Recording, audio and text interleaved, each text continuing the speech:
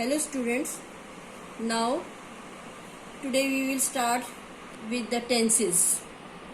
As you know, there are three types of tenses: present tense, past tense, future tense. Each tense has four such categories, जैसे present tense, simple present, present continuous, present perfect and present perfect continuous tense. Today we will read all the categories of present tense. Simple present tense, this tense is used to express the habits, daily routine and universal truths. ये जो simple present tense है, इसमें हमारी रोज़मर्रा की जो आते हैं और यूनिवर्सल ट्रूथ, जैसे the sun rises from the east, तो ये यूनिवर्सल ट्रूथ है, इनमें प्रेजेंट टेंस यूज होता है. और इस टेंस में वर्ब की फर्स्ट फॉर्म यूज होती है. In this tense the first form of the verb is used, यानी हम उसमें helping verb am, is, are ये यूज नहीं करते हैं. मेन वर्ब की फर्स्ट फॉर्म यूज होती है. जैसे हम एग्जाम्पल के लिए ईट जो मेन वर्ब है उसको लेते हैं और उससे हम कैसे सेंटेंसेस फॉर्म कर सकते हैं. The formula of this simple present tense is subject plus V1, यानी वर्ब की फर्स्ट फॉर्म लगाते हैं इसमें. I eat an apple every day, we eat apples every day, you eat apples every day. पर जब हम ही, शी और it यानी थर्ड पर्सन के साथ हम मेन वर्ब के साथ एस या ईएस यूज करते हैं. जैसे he eats an apple every day, she eats an apple every day, they eat apples every day. पर दे के साथ हमने एस नहीं लगाया क्योंकि वो प्लूरल है, तो हमने सिर्फ एस ई एस वर्ब के साथ लगाना है ही, शी और इट में.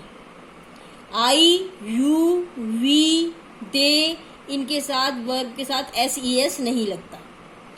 तो फॉर्मूला क्या है सिंपल प्रेजेंट टेंस का? सब्जेक्ट प्लस वर्ब की फर्स्ट फॉर्म, और ही, शी और इट के साथ हमने मेन वर्ब के साथ एस या ई एस लगाना है.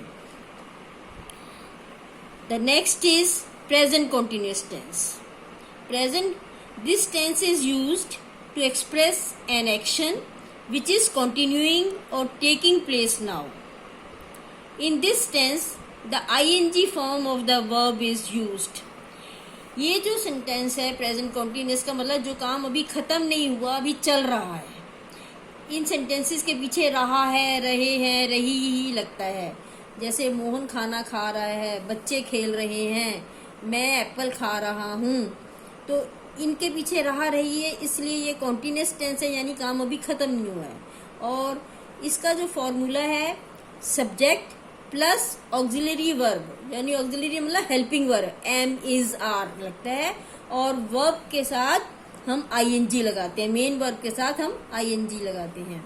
जैसे I am eating an apple now, मैं अभी एक एप्पल खा रहा हूँ.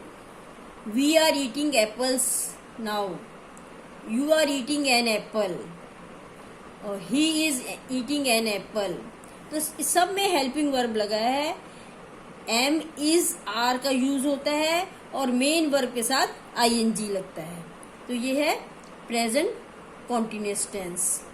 और इसमें चाहे आप आई लगाओ, वी, यू, ही, सबके साथ ही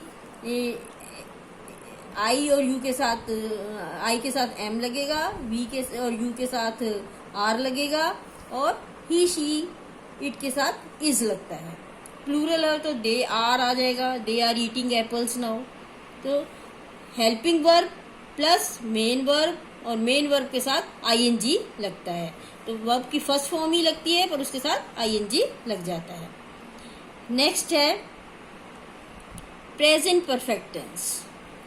This tense is used to express an action which is over just now or completed today. In this tense, the third form of the verb is used. Present perfect tense जो काम हो चुका है, जो काम खत्म हो चुका है, उसके लिए यूज़ किया जाता है और इसमें वर्ब की थर्ड फॉर्म लगती है और उससे पहले हैज़ और हैव यूज़ करते हैं. तो इसका फॉर्मूला है सब्जेक्ट प्लस ऑक्सिलरी वर्ब यानी हैज़ हैव और मेन वर्ब की थर्ड फॉर्म लगती है इसमें.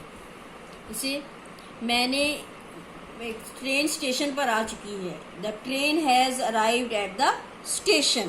तो इसमें हैज़ लगाया और उसके बाद अराइव की थर्ड फॉर्म अराइव्ड आ गया. The train has arrived at the station. जो काम हो चुका है उसके लिए हम यूज़ करते हैं I have eaten an apple today. यानी हैव के बाद हमने ईट की थर्ड फॉर्म ईटन लगाई. We have eaten apples today. You have eaten an apple today. He has eaten an apple today. She has eaten an apple today. अब they के साथ हम हैव लगाएंगे. They have eaten apples today. तो has जो है ही she और it के साथ हैज लगता है. आई यू और प्लूरल के साथ हैव लगेगा. ये ध्यान रखना है आपको. और नेगेटिव में हैज नॉट हो जाएगा और हैव नॉट आ जाएगा. इसके बाद है नेक्स्ट है present perfect continuous tense. This tense is used to express an action which began at some point of time in the past and is still continuing. ये जो tense है जिसका एक्शन जो काम है हमारा पास्ट में हो चुका है पर अभी भी चल रहा है और इसलिए इसमें हैज़ बीन और हैव बीन और वर्ब के साथ आईएनजी लगता है क्योंकि अभी भी चल रहा है. तो आईएनजी जैसे कॉन्टिन्यूस से जहां भी कॉन्टिन्यूस हो यानी आईएनजी लगेगा ही लगेगा. तो हैज़ बीन और हैव बीन और वर्ब के साथ आईएनजी लगेगा. The formula of this tense is subject plus auxiliary verb यानी हैज़ बीन या हैव बीन और प्लस वर्ब के साथ आईएनजी लगेगा. जैसे कि 2 दिन से बारिश हो रही है और इसमें हम टाइम को डिनोट करने के लिए फॉर और सिंस भी यूज करते हैं.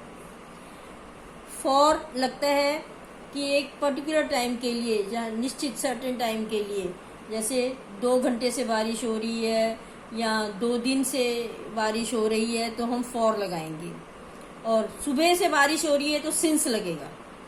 जैसे it has been raining for 2 days.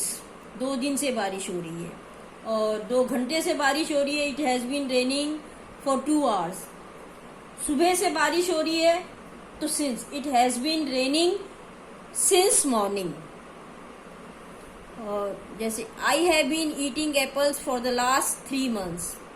For आया इसमें 3 जो आ गया इसलिए जो काउंटिंग नंबर्स होते हैं उनसे पहले फॉर लगेगा. और मैं फरीदाबाद में 2007 से फरीदाबाद में रह रहा हूँ. I have been living in Faridabad since 2007. तो कोई भी ईयर से पहले सिंस लगेगा और since morning, since last night, since Monday, since Tuesday या सिंस 1945, सिंस 2008 कोई भी ईयर से पहले सिंस लगेगा. और फॉर एक पर्टिकुलर टाइम के लिए जैसे for 3 months, for 2 days, for 2 hours. तो काउंटिंग जो नंबर्स होते हैं उनसे पहले फॉर लगता है. और आप ये सब में he we have been, he she it के साथ हैज बीन और आई यू और प्लूरल के साथ हैव बीन लगेगा. She has been eating apples for the last 3 months. It has been eating apples for the last 3 months. They have been eating apples for the last 3 months. 2 दिन से cricket match चल रहा है. The cricket match has been going on for 2 days. हमने भिखारी 2 दिन से भूखा सो रहा है. The beggar has been सो रहा है. Has been sleeping hungry for 2 days. क्योंकि 2 days काउंटिंग नंबर है इसलिए हमने फॉर लगाया. So we have done all the 4 categories of the present tense. Next class we would discuss the all categories of past tense and future tense. Thank you.